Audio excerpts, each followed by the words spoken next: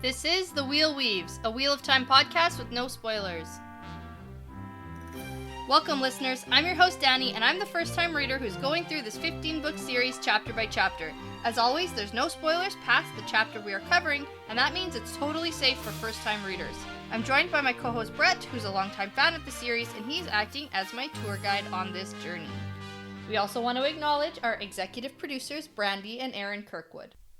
In this episode, we're talking about chapters 41 and 42 in The Dragon Reborn. Yeah, so chapter 41, we have a Hunter's Oath, and chapter 42, we see a return to our favorite inn, Easing the Badger. Right, which I had some questions about, but I think I figured it out. Oh yeah, I think you figured it out. Okay. Yeah. And it's a nice little reprieve, because like the last two chapters were pretty intense, and then we got a little, bit of a slower two chapters to go through. That is the kindest thing you could possibly say about these two chapters. Okay, there's some good stuff that happens, though. A nice little reprieve. It is. We got a lot of action and stuff and information, and now it's like, gotta unwind a bit. Get ready for the next sequence. Uh-huh. Okay. Sure. Stuff happens at the end of the two chapters. Okay, in the last 3 pages, it was excellent. It was great, yeah. Okay, I'm glad we agreed. They were excellent chapters. I think it's just not fair that Perrin gets stuck with the most boring chapters of all time. Well, maybe he's the cause, and, Well, that's what I've been saying this whole time, but everybody keeps saying, no, it's not Perrin, so it's like maybe it's not Perrin's fault that he gets the boring chapters. Ah, okay. I see what you did. It is. It's Perrin's fault. It's Perrin. Sorry, everybody. Yeah. Anyways, okay, let's move on. Yeah. At some point, maybe I'll like him. You will. Yeah, I think so. I think we've got a good chance of that. Maybe. But more to the point of the fun fact, you asked me to dig up a fun fact about Loyal and something about Robert Jordan, and you weren't really that specific, but I found one. Yeah, and even in that episode, you said, I'm not going to do that. Yeah, but I did it. So I know, good. It's actually not bad, too. I was actually just editing that episode. That's how far ahead we are. It's I'm really amazing. Proud of us right now. Weeks. Yeah, I know. I was editing that episode, and I said, hey, by the way, remember you said this? And you went, oh, right. Yeah. So here it is. Okay. Robert Jordan was asked a question, and it said, I have heard of some authors writing themselves as a character in their book. Have you intentionally done that, or perhaps see yourself in one of your characters? For example, Loyal is taking notes so that he might write a book about Rand and the events surrounding him. Is he perhaps the closest fit to someone who embodies you for the series? Good question, because a lot of authors do that. Well, and that was my question, too. So yeah. I'm glad you found the answer. Yeah, so Robert Jordan said, according to my wife... Did he say no? Well, this is... Okay, you I'm jumping gotta give me the answer. Yeah, sorry. According to my wife, he is. But I don't think so. Ah. So Harriet said yes, so but she's it's like probably right. A subconscious... Yeah. Plot point. And it could kind of be like a fun little, fan theory. Is Loyal supposed to be Robert Jordan, who's like, giving us the book it's almost, after everything? The Hobbit's tale. There and Back Again, right? That's the one. Yeah. Where he wrote his own book. By Bilbo, and then it's like... But yeah, so without giving away spoilers at the end of the series, apparently Robert Jordan doesn't think that he's Loyal, so... But Harriet says probably. She knows better, probably, so. Yeah. Okay. All right. Yeah, maybe it's a subconscious thing, though. Yeah. Because, it's a character writing a book about the adventures of these ta'veren. That's true. And that's literally what... Yeah. So, okay, we'll have to see at the end of the series what you think after. Yeah. Okay. All right, sounds good. So, jumping into things, last time Matt and Tom were in Erangel, and they had just had a run-in with Eludra the Illuminator. That was great. Which was good. Nynaeve, Elaine, and Egwene had some encounters with Aiel and got themselves kidnapped, but we had that resolved very, very quickly. Yeah, immediately, like side quest city. It was like immediately resolved. Get it done. So... It was resolved so fast that one might even forget that it happened. No way. Can't forget that. I know, but it was literally so fast. You got to learn all about Aiel culture, so I know that you're probably going to go back and study your notes. Yep. So now the girls are on a very slow boat, not far behind Matt to Erangel, it seems. Yes, but on a much slower ship. On a slower boat. So... Perrin is now on a boat. This has, been the chapter of boats. It has been, yeah. There's a theme. Everybody's on a boat. At least it's not like the ways. We know that we're all trying to get to Tyr, and it's boats or the ways, or like what else is like fast travel? What's the fast method of travel here? Yeah. Boats. Okay. So Perrin is on a boat to Ilion with Moraine, Lan, and Loyal, and we just met Fail Yeah. slash Zareen. And I have a question for you. What do you want to call her? I actually have a note here that says, I will go back and forth through the entire 2 chapters. Okay. So that name is interchangeable at this point. Fair. I know she doesn't want to be called that. That's true. But in some instances, she's clearly Zareen. Okay. And in some instances, I think that I want to call her Fail. Okay. Because I need to get used to saying it. You got to practice. Because if she's going to be the Falcon, and it's going to be this whole thing about Perrin and the Falcon, then chances are that's going to be her name, and it's not just going to peter away. Okay. So, anyway. So, it's interchangeable right now. So, chapter 41, A Hunter's Oath. The snow goose is pulling into Ilion. And hold on, you missed the chapter symbol. How could you? Oh my gosh. Do you even know? I don't even want to show you. It's like you don't care. What do you think it is? Oh my god. Is it the wolf? Yeah, it's the wolf. Okay. I didn't write it down. You know, it's either that or it's the waves because they're on a boat, so. That's true. Or it's the wheelie snake because that's of been the pattern. Used pretty heavily, so. Yeah, okay, it's the wolf though. Yeah, it's the wolf. Okay. Because Perrin. So, the snow goose, the boat, is pulling into Ilion, and Perrin is noting all the interesting things about this place. There's a lot of birds, and it smells bad. Yeah, and are you ready for the list of types of birds we have? Nope. Yeah, I didn't do it. I actually didn't. Oh my god, good. Okay. That was my funny joke. I was going to do it, and it's like, she's going to hate that, and she's already going to hate these chapters. You're hilarious. I know. I don't hate them. I know. I just want to move on. I just want to fair. get to some stuff. Like, I get the point of them in the book, but for the purpose of what we are doing, I'm like, how much is there to even freaking talk about? Yeah. So. But it's also good to note, though, because when we last left Perrin, they just killed a bunch of White Cloaks, and they left, like, in the middle of the night. Yeah. Loyal didn't get to sleep in his Ogier bed. Yeah. And we just essentially fast-traveled from Remen, where we were, to here. Yeah, that's true. Like, we got here snip-snap. Yeah, we skipped a lot. And turns out, though, on this journey, Moraine has found out everything about Zareen / Fail. Yes. And now everyone on the ship also knows she's an Aes Sedai and are all like tiptoeing around and whispering and stuff. Well, there's just basically been like this huge like tension fight almost between Moraine and Fael from what it sounds like. Mm-hmm. Like everybody's walking on eggshells. Plus Moraine is super pissed at Perrin for not sharing that info. Yeah, and we talked about that and we were like, why isn't he sharing? He's being an idiot. Yeah. But yeah, so she... Well, I get why he didn't. He's like, she's going to be sneaky, so will I. Except that I think it's terrible. Backfired, Perrin, because she obviously is going to find out. Yeah. And she's going to find out you knew and didn't tell her. Well, it's really funny, too, because in his thought process, he's like, it was either me or her who said, you know, Aes Sedai, and he, like, can't figure out who, but it's, like, totally him, because it's his thought process. Oh, yeah. So it's like, oh, maybe it was her fault, but, like, no, man. It was for sure your fault. Yeah. So she is really mad at Perrin, but she's only showing it in her, like, Aes Sedai way by, like, glaring. Yeah. And so Perrin's like, maybe she's not that mad. And it's like, yeah, man. Yeah. You don't know enough about women here, so. Yeah. Also, I have a question for you that you might not immediately know the answer to. Okay. Is this Perrin's first time on a boat? That's a good question. I want to say... Like, there's no mention of him feeling... He's been on ferries, obviously, before. But like a ship... across a river, that's way different. Yeah, than on a ship... For days. Boat for days. Because I have to tell you, we haven't seen him be on one yet. No. Because he didn't go down to Whitebridge on a boat. Yeah, he wasn't with... country. He wasn't with Matt, Tom, and Rand, so... Yeah, I don't think we've seen him on a boat. So I find it interesting that there's no... Like, with all of the detail that there is, there's no mention of him feeling any sort of way about being on a boat, because I have been on a cruise ship. Okay. And it takes a day or two to get used to being on the water, to just be walking around on a boat and sleeping there. Like, it just seems... Yeah.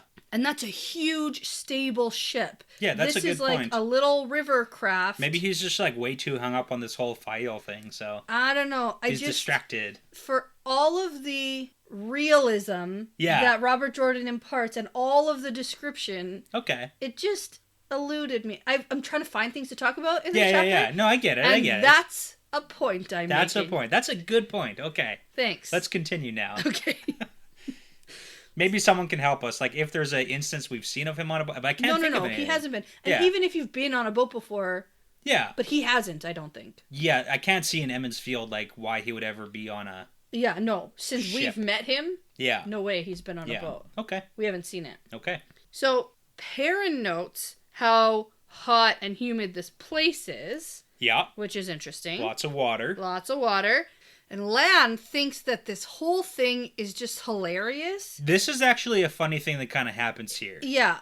Like, if we haven't, remembered exactly, Maureen's got this whole deal with the whole, he's pawning him off on Morel when she maybe kind of sort of dies or whatever. Right. Not kind of, sort of. When she dies, he has to go bond to this other chick. So maybe at first, he's like... Just so that he has a purpose, so that he doesn't get himself killed trying to avenge her. Yeah. That's essentially the plan. And it's a very, this doesn't really happen, and he's not a fan of it, so now he's just, taking jabs at her. Yeah. So, I think it's great. Yeah, so he thinks this whole feud between the women is funny. Yeah. And a couple days ago, he had this, little quip for Moraine about how...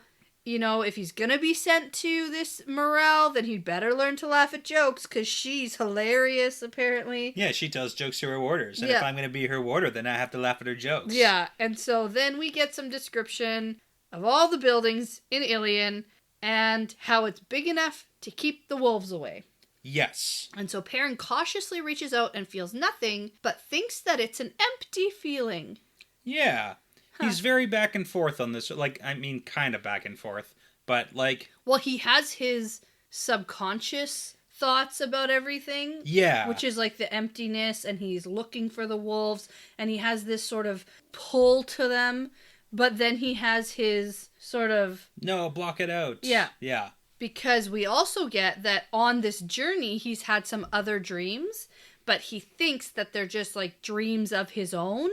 Yeah. I don't really know, though. I don't get it. I don't think so, because Hopper isn't just going to show up in his own dreams. And we don't even know if that's a thing. We don't know if Hopper can show up in, regular style dreams. I don't think so, because he lives in the world of dreams, and where it's he, a physical place. Yeah, which is it's distinguishably different than normal dreams. Right, and just because it doesn't look or feel exactly the same as he's felt before... I think that's probably why he's saying, oh, they're just regular. Yeah. But it's because Hopper's showing up and telling him to stay away because he's too new and too young. Which is what he said last time. Right. Because he got to spy on that whole Forsaken little conversation. Right. And so every time he tries to enter the world of dreams, I think Hopper's sort of standing there maybe as a guard. He's booting him out. And he's no, man, not yet. Get out of here. Get out of here. So Perrin does tell Moraine about these dreams, and she just basically says to be wary. Yeah, she doesn't have any idea. Nah. From what it seems. No. Interesting note about Ilion, it doesn't have any walls. Okay. Well, all the major cities we've seen so far have giant defensible walls. Huh. Ilion does not have walls because it's surrounded by marshlands. Yeah. It's basically like a Venice-style city. So it's defensible because you can't march an army through, marshes. Yeah, that's fair. Yeah. It's kind of like the physical barrier on the south side of the two rivers. Yeah, exactly. Right? It's you can't really attack with an army, so you're safe. Right. And then on the north and south side is a river and the ocean. Yes. So yeah. Yeah. And then also, just a side note for how warm Perrin feels it is, how hot and humid he thinks. Yeah. Somebody had commented on something on one of our social medias about, remember that chapter where Rand was sweating so much? Oh, and yeah. you're like, why is Rand sweating? Yeah. And it's maybe just because they're south. Not used to the climate. And it's humid here. Yeah. Totally not because he's going super crazy, too. I think it's probably because he's going but, crazy. No, but it's a fair point. Yeah. Right? Because clearly Perrin's not used to this. And it is noted that Moraine, is wearing layers. Yeah. And she's not sweating and having the same issues. So, maybe there's something to that.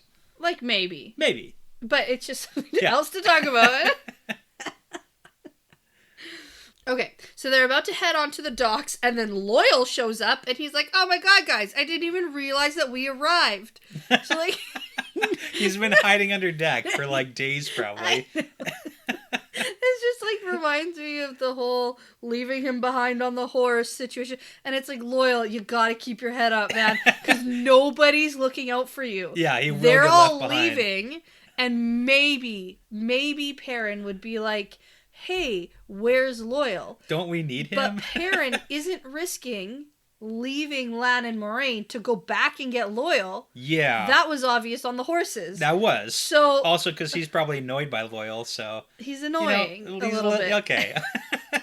You're going to offend so many people by calling Perrin boring and Loyal annoying. No, I don't think Loyal's annoying, but I think that Perrin might find him a little annoying just because he's thinking like, I'm going to have to see what he's writing about. Yeah, You know, yeah. it's kind of like, because he knows he's writing about him. Yeah, it's probably. It's like that Friends episode Oh, yeah. where Phoebe's writing a book about Chester and Marcia. Yeah, And they get yeah. really annoyed with her. Chester thinks the movie's at 6. Yeah. You knew we were going to miss the movie. It's exactly that situation. Okay. Yeah. We do have stuff to talk about in this chapter, though, because the whole, like, Maureen conversation. So, like, there is some really good stuff. Okay, so let's get into that. Yeah. Because when they get up there, Loyal comes with them. Perrin feels something on the back of his neck and jumps. Yeah. And it's Zareen, and she thinks that this is really funny and is like, "Ooh, what else can I do to make you jump?" Yeah. And Is that like a sexual innuendo Absolutely, there? 100% that's what that is. Is it honest, or is it like just poking fun because Perrin's like the conservative farm boy who's like jumpy when he gets touched? I think it might be a little of both. Little both, or does she actually feel that kind of way? I think she might. Okay. Well, bit. We know she probably thinks he's like handsome or cute or whatever you want to call it. So yeah, but I think big she also strapping lad. I also think she thinks it's funny. Just to yeah. mess with him a little, but Yeah, I think it's a little truthful. Okay. It reminds me of when Min was talking to Rand about how something's gonna happen between us. Yeah, and he's like, "Oh my god, I gotta leave." Yeah, that's what it reminds me. The girl's of. talking to me, but it is important to note that right after that happens, he thinks she may be pretty. I have that in my notes. Yeah. So he's all grumpy about it and thinks she may be pretty, but I don't like the way she looks at me. Yeah. And I wrote, "Oh, so now she's pretty." Her sharp appearances are coming around. Yeah. Since you've spent some time with her, Yeah. and since she's looked at you a certain way, Okay. now all of a sudden she's pretty. And I have to say, this is not the last time in these 2 chapters that he thinks she's pretty. Oh, you've been counting. There's another time later in the next Awesome. chapter, Okay, and I'll okay. point that out too, because I just picked it up right away and I was like, oh, yeah. okay. I see how it is. So Moraine goes to talk to Zareen and calls her Zareen. Yes. And she says, "I'm called Fail," but Moraine calls her Zareen again. Just this like power assertion. Oh, 100% is what it is. And then she tells her to go away now. Yeah. Like you... Time to leave. Time to leave. See you later. And this is where I switched to calling her Fail, because I don't really love the Moraine power thing. Oh, well, like, it makes I totally sense get after. what she's doing. Yeah. But I was a little bit on... Like, why are you being such a dick about this? Like, call her just by the about name the she name wants? thing. Like, I got the power thing, but now I switched... In my notes, I just switched to calling her Fail, because I, like, felt for her a little bit. Yeah. And so Fail says, "No way." So they go back and forth, and eventually Moraine says, "Fine, but you must swear an oath to me as serious as your hunter's oath if you are to travel with us." Yeah, and this was, like, after Lan threatens to kill her. Right. Right, because he's like, "Hey, are you sure I won't do what's necessary to make sure you don't follow us?" Yeah. So would Lan, if Maureen ordered it, would Lan murder her? We've had this conversation Okay, I just before. want to make sure you're on the same page, because like we've had Lan for 3 books now. Is he still the guy who's going to kill the person Yes. Maureen like points her finger at? Oh, yes. Good. Okay. Oh, yeah. Just want to make sure we're on the same page here. Oh, yes. Yeah. And then Moraine also sort of says, "Swear this oath or literally stand here until I tell you you can leave." Yeah, or I'll make sure that you don't leave this like alien alive. So yeah. And so Moraine makes her swear to stay with them no matter what, because she may learn too much, and she also must not ask any questions. And Fael says, "If I'm to be one of you guys, they can ask questions, but I can't. Yep. That's yes, right. That's exactly it. And Moraine just stares at her. So then Fael says, okay, I swear it. Yeah. So, I mean, it's pretty important because it's a fair stance for Moraine to be like, if you're going to be part of the crew, you're going to learn a whole bunch of stuff probably really quick. Yeah. Like, we all know they're going to see Rand the Dragon Reborn in Tyr because of the Kalendor thing. And it's like, there's a whole lot of details that if you get Moraine's caught up in it... I'm not tiptoeing around you. Yeah. And if you learn some stuff... I'm just going to kill you if you're going to try and leave. Like, I can't have you running about spouting this out. Yeah. So then Moraine tells Perrin that she is his responsibility. This is funny. And Fael's like, I'm no one's responsibility. And well, then... it's like she makes her agree, and she's like, all right, Perrin, it's your problem now. Yeah. And Moraine tells Perrin that he has found Min's falcon after all, and then calls him ta'veren. Yes. So this is kind of important because now, like, clearly Moraine has been doing, like, whatever she really can within, an appropriate means to try to drive Fael away. And it didn't work. So obviously she's meant to come. Is it part of the pattern? It's probably part of the pattern. And just like a note, Lan's a little bit surprised when she's like, onboarding Fael as a new crew member. Yeah. But it's like, Lan, she lets literally anyone join. Anyone shows up. She hasn't said Egwene shows up, I'm coming. Yeah. Okay. Yeah, all right. Tom shows up, I'm coming. Okay. Yeah. It's like Nynaeve's here. Yeah, definitely. Come on. Sure. It's part of the pattern. Yeah, gotta come. It's like, why is Lan this also part of the pattern? Moraine said I. Yes. Yes, it is. Yeah. So then Moraine says that the pattern is clearly weaving a future for you, but if this girl gets in my way, I'll just snip both of you from the pattern. Yeah, I'll kill both of you. And I just said, good luck, Moraine. Like, the pattern won't have that. But I mean, she'll try. So it's a fair threat that it's like, it's part of the pattern, but maybe her killing them is also part of the pattern. You don't know till you do it. Yeah. That's kind of the issue of the pattern. That's why I said good luck, because... just because she decides to do something doesn't mean it's going to follow through. It's going to happen, so... Like, and she should know that. With the way that everything's gone with this journey with these guys. But Fael is shocked that he's ta'veren, because she heard that, obviously. Yeah, so it hasn't come up yet, so... No, and she has a million questions for him about Min and everything that Moraine said, and he just says... None of that deserves an answer. And then he thinks about how annoyed he is that Moraine and... Oh, I switched back to calling her Zareen. Are being... Oh, because he's still thinking of her as Zareen. Yeah. And I was like, what did I do in my notes here? I gotta say, his thought process here is the funniest thing in the entire chapter. So, he thinks, Moraine and Zareen are bossing me around, and I've never had to deal with women bossing me around before...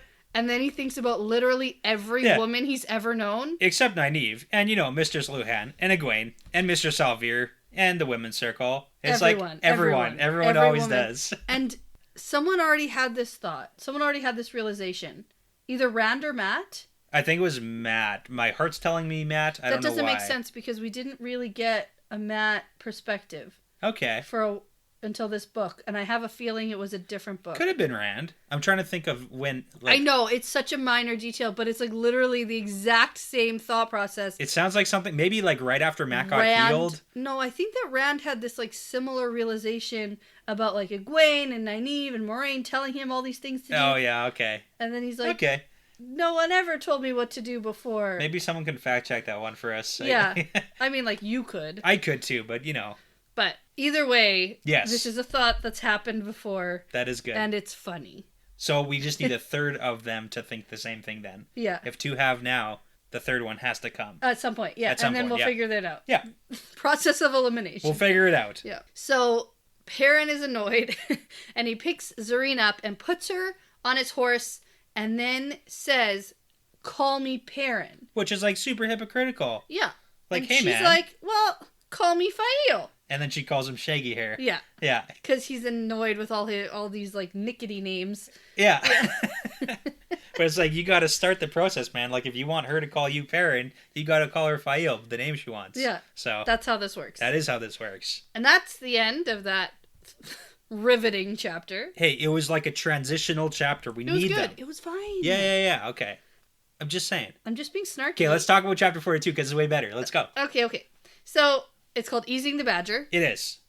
And this symbol for this chapter confuses me. Yeah, is the dragon's fang. It's the dragon's fang, which I had been referring to as the male power symbol because it was showing up when Rand was around doing power stuff. Yes, so that's the thing, is that we kind of started to interpret it as like a Rand symbol. Yeah. But way long before we ever got this as a Rand symbol. It was a dark friend symbol. It was a dark friend symbol. Before we got the dark friend symbol. Yeah.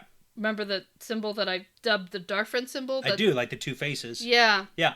But after this chapter, this symbol confuses me. Okay. I mean, like, yeah, dark friends and dark stuff. But there's like a clear attack. There's an attack. It's just like... But they're not dark friends. Well, no, but, you know, and gray men are assassins. They have like an employer, right? So it's like they're probably employed by someone. Okay. Major point. Okay. I'm just saying. Maybe Rand sent them. Ooh. Maybe Rand is so one crazy. of them. I don't know. Well, he technically is the kinslayer. And he's going to start slaying everyone he's ever known and loved. Starting with Perrin. No, just kidding. This is ridiculous. Okay, I can't. I'm trying to come up with something to like, I don't even know. I'm not even going to continue that. Okay. Facade. Okay, so they head into Ilion. More importantly. Oh, what? Easing the Badger. Oh, yeah, we'll talk about it when we get there. No, when was the last time we saw this name? Yeah, we'll talk about it when we get to the inn. Oh, fine, okay. Oh my god, Brett. I just put all the information at the top of my notes, and now I'm going to have to I didn't put it in until we got there. Okay. I wanted to double check that it was like the same innkeeper and everything, so... Yeah, but when we get there... Oh my god, okay, let's get there. Let's go. Ugh. So they head into Ilion. I feel like I've said that 3 times. Perrin notes that there are many canals that crisscross the city... Yes. And there's lots of little bridges. Yes. Reminiscent of Venice. Yeah. So it kind of reminds me of like an ancient Greece / Venice because of like the old, like the white marble columns, like architecture. Yeah. Kind of description wise. I can see that. That's what's always been in my head for it. Right. And then the Venice with the canals and the, guys rowing the boats and everything. Yeah, so yeah. It's great. Yeah. And charging a shit ton of money to go on like a 20-minute ride. So you can talk on your cell phone while you're rowing us? Yeah, he didn't even sing an Italian song. Didn't even sing us a song. What a waste of money that was. I mean, like, we can say that we've done it, but... Oh, yeah. Rode in a gondola in Venice, but seriously. It was okay. Yeah. It was good. We had a lot of other really great times there, so... Yeah. Okay, so it's also very busy. There's people everywhere. Perrin sees some huge house...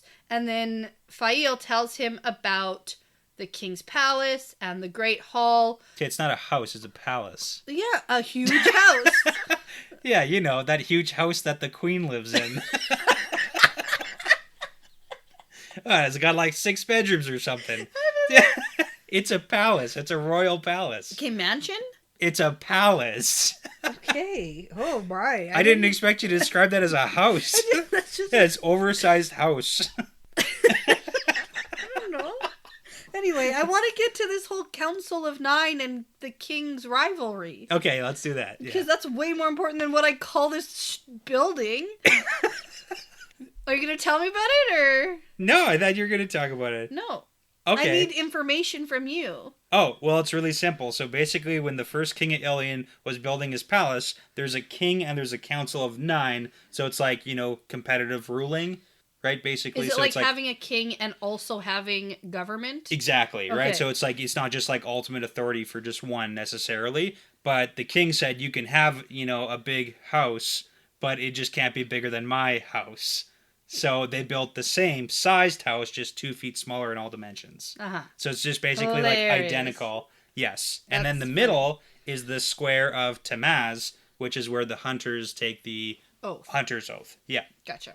Okay. So Perrin thinks again about how he doesn't want a falcon perched on his shoulder, even if she is pretty. Yeah, there we go. That's the part. And I went, okay, Perrin. So now she is pretty. Now she is pretty. We're not doubting it anymore. I was worried. Yeah. So Loyal admits that he's worried there might be other Ogier here.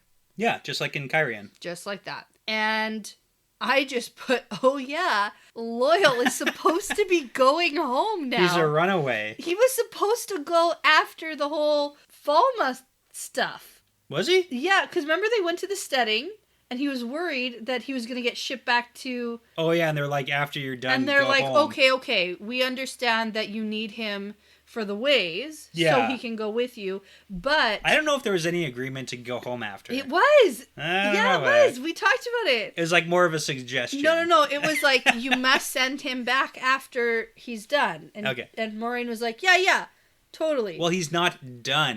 He's I not know. done his But, task. They literally, sat in the mountains for an entire winter. That's true. So he's been gone for 3.5 years now or Oh, so. a long time. Yeah.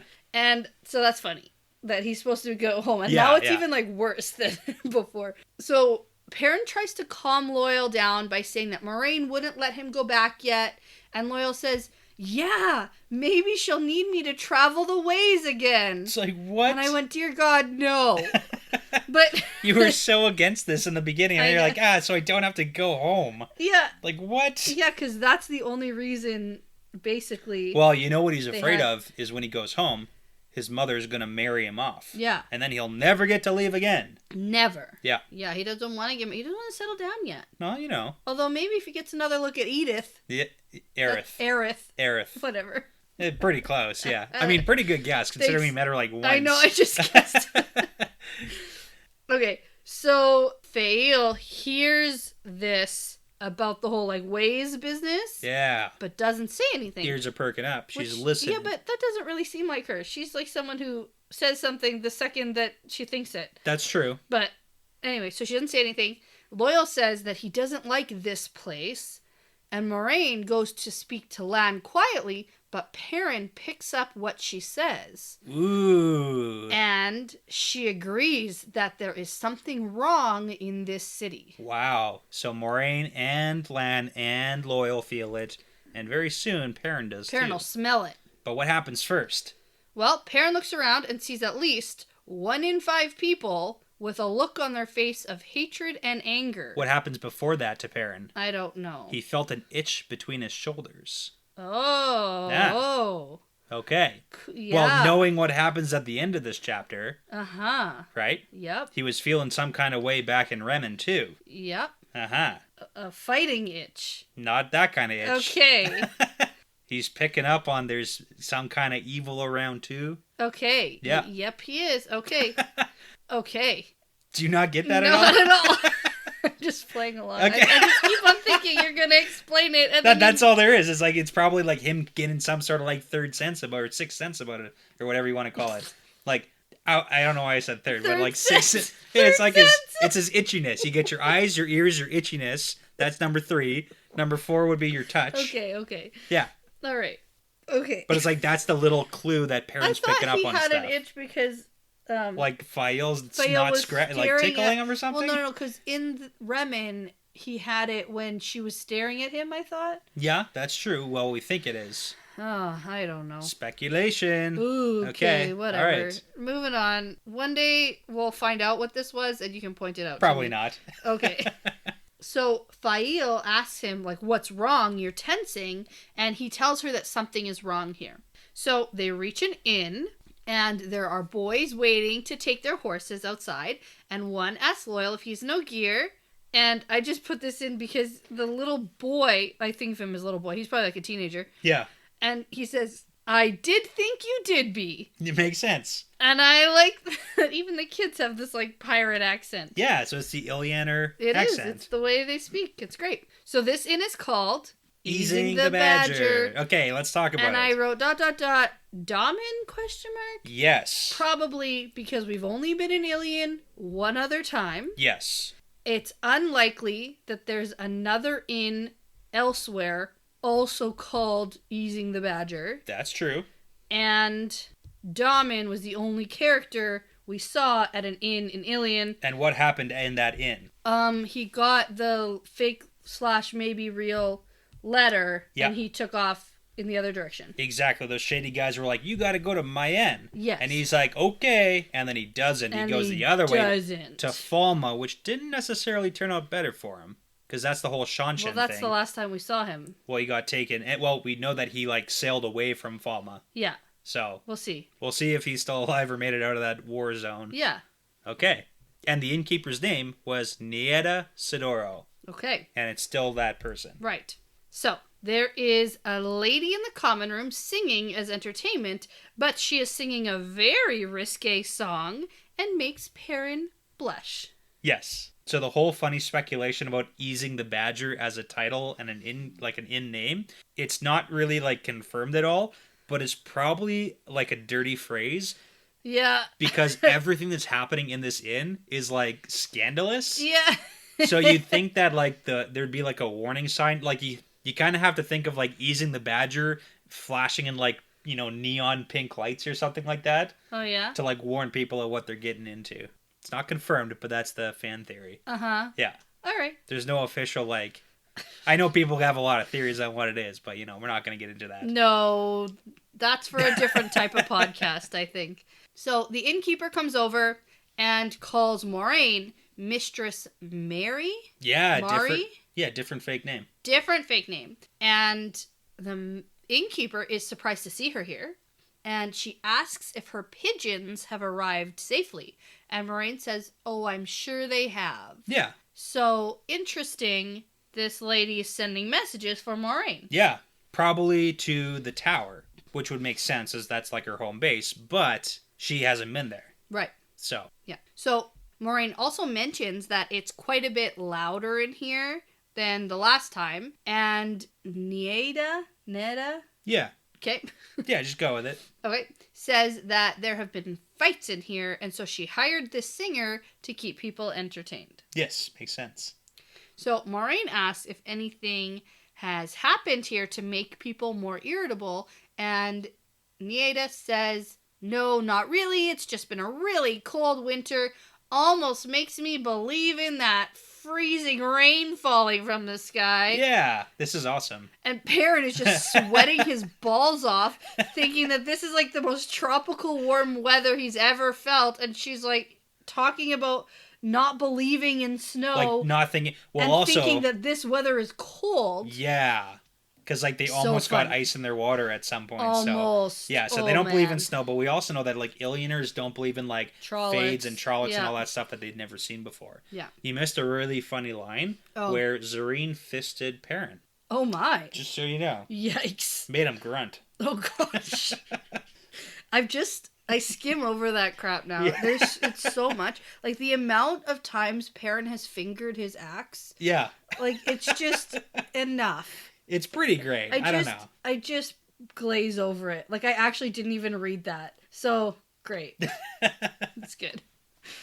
And then also, before we move on, it's a little bit of, like, alien world building. Because we find out that young lordlings come down to the docks for the wenching and the carousing that they can't get away with where the air smells fresher, like in the nicer parts of the city. So all the lordlings come down to do their wenching to the docks. They're wenching. Yes. And they're wenching meaning hooking it's up. Exactly what you think it means. Okay. Yeah. Excellent. So you think there's like brothels and stuff down here? Could be.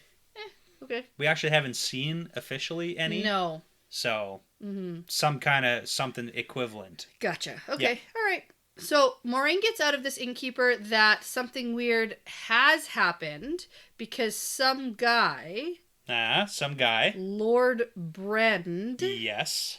Has been risen to the Council of Nine, someone that she's never heard of before, and it was very quick. Yeah, so he came to the city from near the Mirandian border and raised inside a week. He's the strongest of the nine, and they all follow his lead, even though he's brand new and pretty much unknown. You know, he reminds me of another High Lord who that no one else has heard of either. And Tom's never heard of. Okay. So what are you implying? I'm implying that there's something fishy going on. I'd like to direct you back to one of Egwene's dreams that we saw in chapter 37. I would like that direction. Yeah. Men and women breaking out of cages and putting on crowns. Ah, crowns. So these are just like some Forsaken who are all taking over all of the, like, high seats? Well, let's think about it. Logically, if you were... I wonder who sent that order from Camelin. But let's talk about this, though, yeah. right? Because if you are a Forsaken, you've been bound for, like, 3,000 years, except for Ishamael, which we know he's been doing stuff, but the not rest... a lot. Not very good. And this guy just came out around the winter time, which was about 6 months ago. Yeah. Right when like things went down. Sure. With Baalzamon in the sky. Uh-huh. That was around the same time. This guy comes out, and if you were a Forsaken and you were just freed from prison, and you're supposed to like be a super bad guy, what would you do? Yeah. I wonder if like some of them are actually working together. Because we've seen a couple of them talking to each other in like the dream world. Yeah, we have seen that. We don't have names or like confirmations. And it's all speculation. Yeah. But that High Lord Salmon. Yes. Right? And then this guy. He wants to destroy Tar-Valon. Yeah, and all Aes Sedai. Yes. But we don't exactly know anything else about this Lord Brand. But we do know that these cut-off travel completely from Tyr, there and back. Yeah. Nobody in, nobody out. That's right. So. And then we also got some strange order about no one crossing into Andor from Caemlyn. Yeah, we did. That Tom was like, that's that doesn't weird. Sound like that more doesn't gays. sound like more gays. Interesting. So... Okay. That's just more speculation for you. And the strangest thing of all, Nieta has strange dreams about this Lord Bryn. Yeah, that's the most damning evidence, I think. So it's like... Considering that we're, like, on dream bridges and stuff. Yeah, and it's like, oh, I've for sure heard of dream bridges before. Dream bridges and mazes and fog. Yeah, and that sounds like exactly what we've seen before a bunch of times. It's weird that she's having these dreams, though. Well, not just her. Also Billy. The, like, guard guy. And she's like, oh, he's an idiot, though, so he might be just, like, lying copying and copying. me. He heard me talk about it, so he says he has it, too. But, I mean, if it's, like, this innkeeper, this random person, and, like, Billy, who probably maybe isn't lying, right? Yeah. Are more people getting these weird dreams from Lord Brand. Probably. Which is why 1 in 5 maybe, is appearing super pissed off and angry for no apparent reason. Like, perhaps. Some correlation here. Yeah, maybe. The whole vibe in Ilion actually... made me think about, like, Shatter Logoth.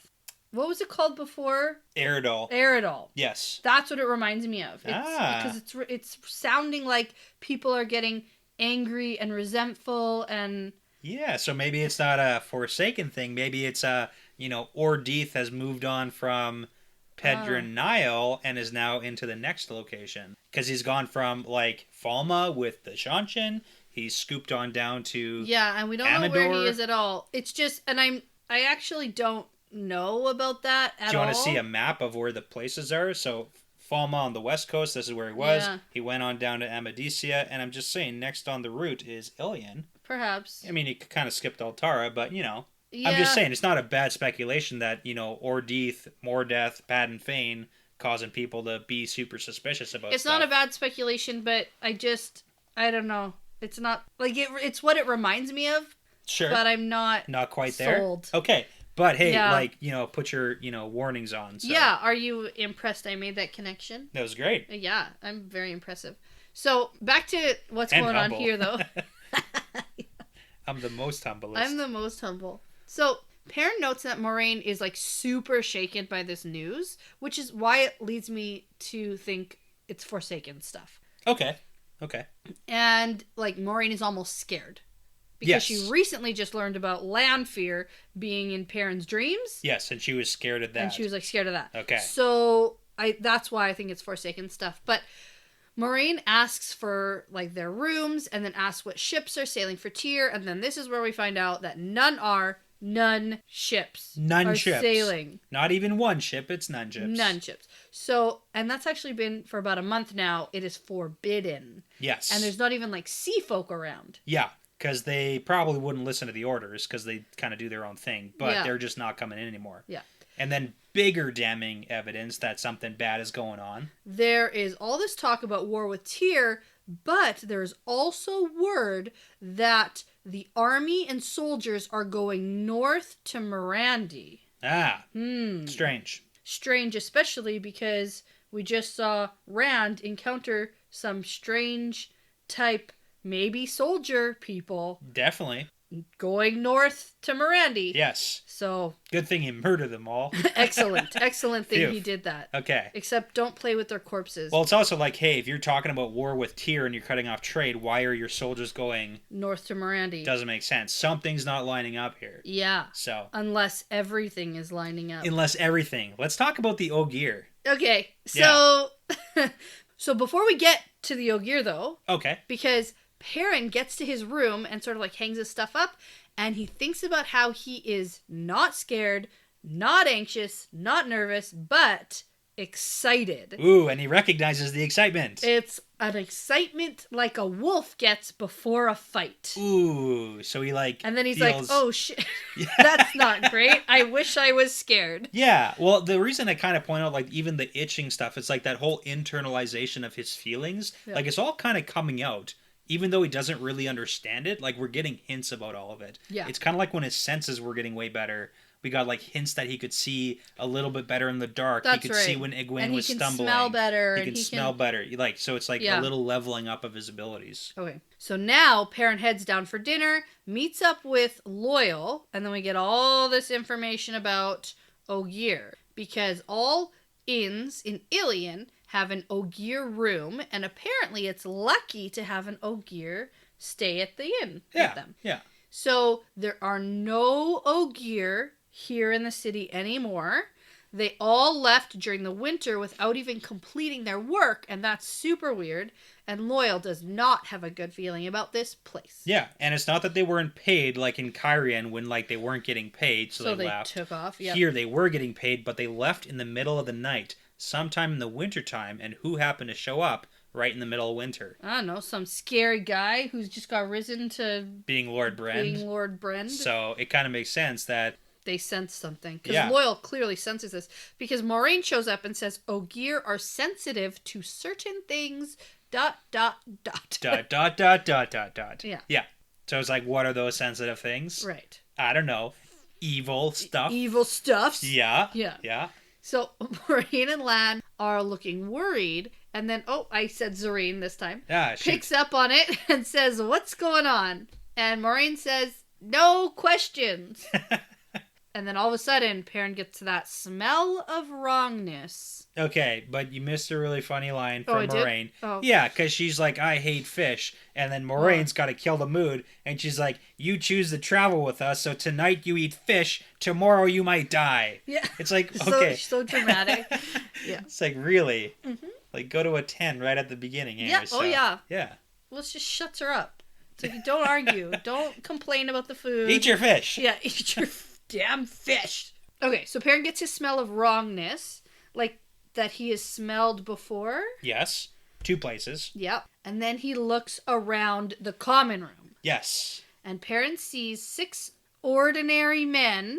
Like, man, they are really upping their game because Grey Men have not been doing well. Really bad against, like, everybody so against far. Everyone. So now there's 6 of them. I was going to say, like, doing bad against Taviran, but also really bad against, like, the girls who are not necessarily, from what we know, any kind of Taviran or anything. And they're also not very stealthy, and they're not very good. Well, this is the thing. They blend in. They don't need to. No, the women are not very good at being stealthy. Fair, and whatever. They got captured by these like stupid idiot bandits. Yeah. And like Grey Men can't get them.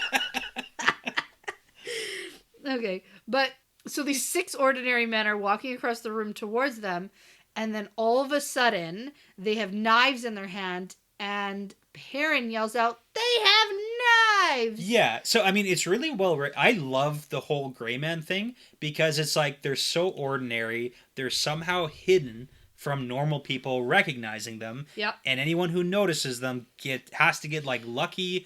Or like Perrin get murdered. But like Perrin also have a sense of something. Something extra. He even had to do like a double take. Because he looks around and he's like, okay, lady singing. 6 guys come in. Over there. 6 Billy's guys walking in the corner. And then he's like, wait a minute. 6 guys walking through the room. Like that doesn't make sense. Yeah. But even like Lan and Moraine don't pick up a single thing. Like if they were here to like murder them, they would have got murdered here. Yeah. Like 100% no way. Because they just like, they're here. Yeah. Well, and even Matt had like a weird sense that he felt he was being followed and he thought it was thieves. He thought it was. And then like Matt jumped down to the bridge and the Grey Man was probably there. Yeah. Because like as soon as he lands, he's like, oh, no one's on the bridge. And then he jumps down, like, he's there. So yeah. It's a very interestingly written ability. Okay. So all of these men seem to be looking right at Perrin. The room like erupts in confusion. Perrin thinks about how his axe is up in his room. Yeah. So that's not good. Lan leaps to his feet. Moraine throws a fireball. This is huge. Loyal grabs a chair to use as a weapon, but the men continue to head straight for Perrin. So, he rips a leg off a chair. Which, by the way, you gotta be hella strong to do that. Yeah. Just like, break! Like, it's crazy. Yeah. Like, just like use the whole chair, like Hulk Hogan style. I don't even know wrestling. Just hit him with a chair. Yeah. I assume that's what you say. That's what they do. Yeah. But no, he rips the leg off a chair and uses it like a club. Yeah. And uses it to crack a skull of one of the men. And then, as quickly as it started, it's all over because all of the men are just dead on the floor now. Well, let's count the kills. Moraine gets a kill with the fireball. Zareen gets a kill with a knife. Yeah. She pulls one of her knives out of the chest. Perrin kills one. And then there's only 3 remaining. And the Grey Men, there were 6 of them heading just towards Perrin. And the only person between Perrin and the Grey Men was Lan. And they were ignoring everybody else. They weren't trying to kill anyone except for getting to Perrin. So it makes sense that Lan could take down, 3 probably. Okay. Because it doesn't sound like Loyal did much. Okay, yeah, because he's all embarrassed and puts down his chair. Yeah. So, I have to tell you the way I read this, and I read this twice. Sure. It sounded to me like Perrin kills one of them, and they all fall down as if connected. Oh, kind of like the whole Murdral. Kind of like the Murdral thing. Okay. But then Zareen takes a knife out of one of their chests. And Moraine chest. fireballed one, clearly. But I thought the whole Moraine fireballed one of them, and he continued to live. Like, I have a note. There's like a burnt cinder of one of the men on the floor afterwards. No, it's like he's a little bit burnt, but that's it. I thought, like, one of the Grey Men looks slightly charred, and then Perrin remembers. That's pretty bad. If I ever say you look slightly charred, I thought it that's was not some good. like magical thing. Okay. I thought he without was like, having to like spoil this, like, you can tell me I'm wrong. You're wrong. Yeah. Unfortunately, it's okay. There's no connect. It it's makes not like way more sense to me. I just think of the whole like. No, stop. I have all this speculatory stuff about these Grey Men. Yeah. And now like this happened, and my brain went crazy with speculation. But it's better to know that they are sort of regular and not like circumstantially magical. Connected. It's an issue because we've seen groups of Grey Men, like we saw that 2 in the tower, and clearly one died and not the other one because they like collected the crossbow and the bolt or whatever it was. So it's like it would kind of be a weird circumstantial thing to have them connected here when it's never been like clearly identified. Sense. And I like the whole thing. I thought it was weird anyway. Yeah. So it's fine. Let's move on. Yeah. So Zareen moves a knife from the chest of one of the men, and then Moraine says, "Grey Men, and after you." No. And yeah. points. And Netta is like, "Oh no, you must be wrong. Just thieves." Yeah. And one of the Grey Men looks slightly charred, and then Perrin remembers Moraine's fireball. So that's interesting. And now everybody in the place knows she's an Aes Sedai. Yes. And Moraine says, "A man may walk in the shadow without being shadow spawn." And Netta is like, "Yeah, dark friends, but more likely just thieves." Yeah. I mean, she doesn't believe that Snow and Trollocs not. are real. So she gets her guard guy, Billy, to drag the bodies out of here. And throw them into the canals. Yeah. Just like into the water. Yeah, it's a stinky part of town. It is. It's not. Yeah. It's all good. Whatever. Yeah. Throw the bodies in there. Yeah. Because we don't need any guards coming and sniffing around here. No. Well, it's really interesting that she has such a strict denial of like, nah, it's all fakes. Fake stories here, right? Like, yeah. But I mean, she doesn't believe shadow spawn are even a thing. So yes. Kind of makes sense. Yeah. So Moraine gets her cloak and heads for the door, but Lan stops her, and Perrin can overhear their whispering, which is the second time that's happened now. Yes. And Lan is super pissed that Moraine is going somewhere without him. And so she tells him to stand down, and if she fails, he will know, and he has to return to the White Tower, but take Perrin too. Yes, this is interesting. So apparently, Perrin is more important than she thought, and this is not the first time that she's thought this or said it. Yes, that's true. And she gives all her instructions and says that Swan might be able to change the course of events with Matt and Perrin she'll have to with Rand loose. Yes. So it's like even you got 2 legs of the tripod. Maybe you can like help out. Yeah. Even if you can't like rein in Rand. Right. And then Lan is all pissed off. Yeah. He doesn't like her talking like she's already dead. Yeah. Well, she kind of sounds like this was my whole question, and I want to get to that. I just want to point out a couple things here real quick. When she says the shadow has made his importance in the pattern known to me, if not clear, it's because somebody somehow, we don't exactly know who, sent 6 gray men after just Perrin. Yeah. They ignored trying to kill Moiraine Land so much so, like, you're ignoring an Aes Sedai and a warder? That's crazy. Is this the first time gray men have been clearly after Perrin that we've seen? We haven't seen him attacked yet. Yeah. We've seen Matt attacked, we've seen Rand attacked by gray men. But the whole point is, like, she's really picking up now that these boys are critical to whatever's going on. Yeah, well, it makes sense because for 20 years she's been very focused on finding this one guy. The Dragon Reborn, like everything's about the dragon. And these other guys happen to like be around. Yeah. But it's just... Well, you're overshadowed by the great and almighty Dragon Reborn that literally every... prophecy. Yeah, it's all about him. So when you get these 2 other guys, Matt and Perrin, like if Rand... clearly important. Yeah, if Rand wasn't in the picture, they would be like, phenomenally important, but they're just like not because of the fact that Rand is here. They're overlooked. They are. Yeah. And so Moiraine says the thing. She does. She says wheel weaves, bro. Wheel weaves as the wheel wheels and the shadow darkens the world. And she tells Lan to obey her and she takes off into the night. Okay, where is she going? What is she doing? No clue. But okay, we got to guess though. Okay. What's she doing? Where's she going? Uh-huh. Lan doesn't want her to go and like get herself murdered. Yeah. And she's going somewhere, and if she fails, she's gonna die. And she's going immediately after Perrin was attacked by Greyman. Yeah. I don't know. Okay. I actually have no... This is a hard one. I don't know. Maybe she's gonna go spy on the Council of Nine and see what she can find out about this new Lord Brend. Because that's what made her Here we go. Okay. That's what made her so scared. Yeah, she did feel that way. Going to search out why everybody's like, 20% of people are pissed off. She probably has some friends in some low places. Nah, I see what you did there. Yeah, so she's probably maybe gonna go, see someone else. I don't know what you're hinting at. You're like giving me like a look. I have no idea. I'm trying to get something from you. Okay. Yeah, no, that's fine.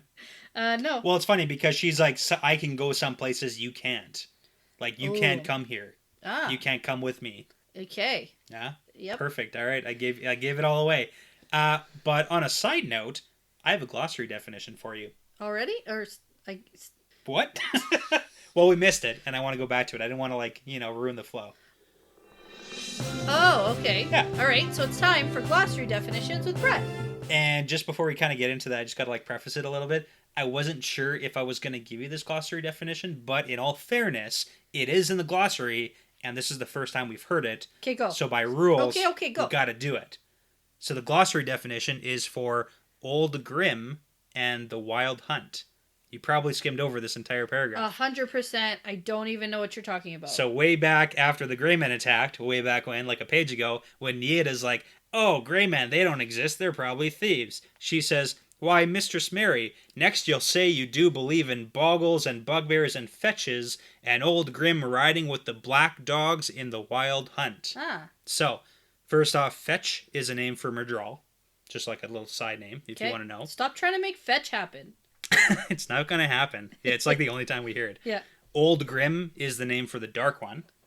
And then the Wild Hunt is the actual glossary definition. So, it is believed by many that the Dark One, often called Grim or Old Grim in Tyr, Ilian, Mirandi, Altara, and Gildan, rides out in the night with the Black Dogs or the Dark Hounds hunting souls. This is the Wild Hunt. Rain can keep the Dark Hounds out of the night, but once they are on the trail, they must be confronted and defeated or the victim's death is inevitable. It is believed that merely seeing the Wild Hunt pass means imminent death, either for the viewer or for someone dear to the viewer. Interesting. Yes. Now, before we started recording, yep, you asked me if you should prepare a shot glass if I was going to have a Harry Potter definition for you. Yeah, I did ask that. And I 100% have a Harry Potter reference for you. Yeah, because I didn't want to say yeah because I wasn't sure how this was going to go. Well, you knew this one, right? Yeah, I did. Like, this isn't a surprise for you? Well, like, okay, the Grimm? here's the thing, though, because I kind of went on this whole tangent on a fun fact a little while ago about whole, like, footprints in stone. Yeah. And we talked a little bit about the big black dog of English medium. folklore. That was so not even a little bit. But this is the Grimm. And in Harry Potter, the Grimm is the big black dog. Ah. Yeah. Who is, in fact, like, Sirius or something like that? Well, no, because it was in the tea leaves. Okay. It was a big black dog in the tea leaves, and Trelawney sees that and sees it as the Grimm. Yes, which is, in fact, based on the original English folklore. Right. So it's like English folklore, and then we got, Wheel of Time with the whole old Grimm and everything like that. Right. And the Dark Hounds. Yeah. And then just Harry Potter. Conveniently, it shows up in Harry Potter also. Yeah. Meaning the exact same thing. Exactly. Okay. So, you're back with the shots, plural. You have one for me, I have one for you, yes. Okay. And I had to pick yours in honor of Easing the Badger being like the raunchiest place we have seen so far, kind of, sort of. Raunchy. Okay. So I got you the raunchiest shot glass we own. Yeah. It's from Amsterdam. Yes. And there's like a naked lady. Hilarious. In the window. She got like whips and stuff. Sure does. In honor of Easing the Badger. And mine was actually sent in by one of our lovely fans. Yep. So Christopher, who also actually participated in that trivia night for the Great Hunt, and he's on our bonus episode for that. Fantastic. Yeah, and he sent us a shot glass from North Carolina? Yeah, Charlotte, North Carolina, which I gather from the shot glass is called the Queen City. Very nice. Yeah, and if you're curious about how to send us a shot glass and be featured on an episode, then reach out to us on social media, and I will send you our address. Yeah, we love shot glasses. Yeah, we do. Okay. We'll collect them all. And in 3 weeks, you get to, actually have a shot. Not have this, what a concoction I made you. Yes. Good luck. I'm a little bit wary. Cheers.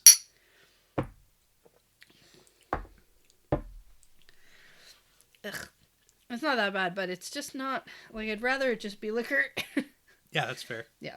All right, so that is the end of this chapter. Yes. And I'm having trouble predicting where we're going to go next, what we're going to do, who we're going to see. Because we can't go to Tyr on a boat. We can't go to Tyr on a boat, so... We gotta walk? Like, what do we gotta do here? I don't know, because I'm wondering how much slower now it's going to be for them. Well, we got the girls heading to Tyr on a slow boat. Matt's going to Camelin. Rand's somewhere in the wilderness. Yep.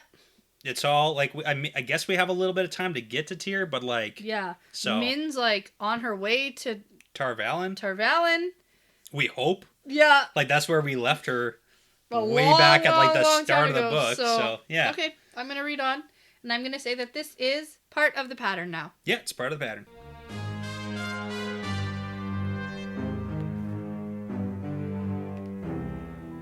Thank you so much for listening to this episode. The Wheel Weaves is hosted by Dani and Brett, edited by Dani, produced by Dani and Brett with Vince Lewick, Scott Williams, Passion Socks, Mozyme, Michelle O'Brien, Derek Benton, Benjamin, and Derek Schluter, with music by Audionautics.com. If you'd like bonus content, like bonus episodes, outtakes, Q&As, more fun Wheel of Time talk, early access, cool stickers and keychains, and also to support us making great content, visit us at patreon.com/thewheelweavespodcast. Don't forget to check us out on Instagram and Twitter at The Wheel Weaves Podcast. We love interacting with our listeners. Plus, don't forget to rate, subscribe, and tell a friend about us because referrals really are the best compliment. We'd really love for you to come over and join our Discord channel for some spoiler or spoiler-free discussions. You can find the links at our Twitter page as well as on our Patreon page. Thanks again for tuning in because this really is part of the pattern now.